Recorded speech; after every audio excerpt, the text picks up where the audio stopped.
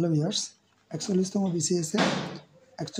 বিসিএসের গণিত থেকে 72 নম্বর যে কোশ্চেনটি ছিল সেটি ছিল এরকম যে a প্লাস বি সমান 7 এবং a বি সমান 12 হলে 1/a² প্লাস 1/b² এর মান কত। তো অপশন দেওয়া ছিল আমাদের 3/25, 25/144। হ্যাঁ, এই পাশে অপশনগুলো দেওয়া আছে।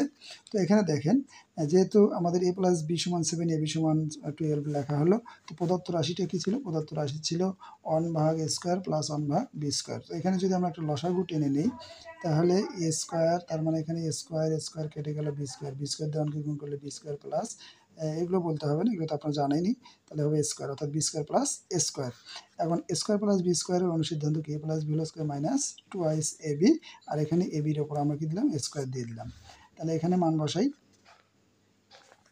এখানে আমরা মান বসাই। দেখেন, এই যে a প্লাস বির মান 7, তার উপর স্কোয়ার মাইনাস 2 ইন্টু a বির মান হচ্ছে 12, আর সাথে কত? 49, 12 দুগুণে কত? 24, আর a বির মান কত? 12, 12 উপর স্কোয়ার 12 বার 144, 49 থেকে 24 বাদ দিলে 25, নিচে 144।